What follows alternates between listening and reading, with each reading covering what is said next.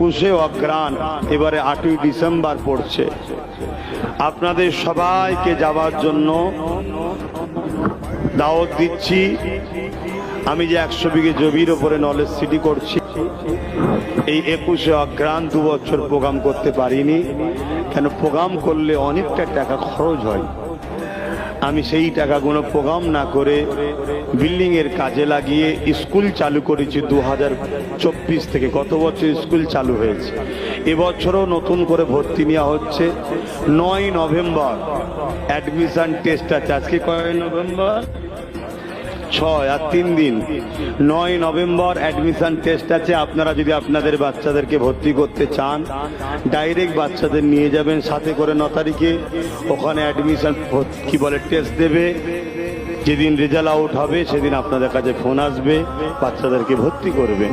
এই যে ব্যানার ছবি দেওয়া আছে বিএস মডেল স্কুল, আপনারা সকলে পড়ান।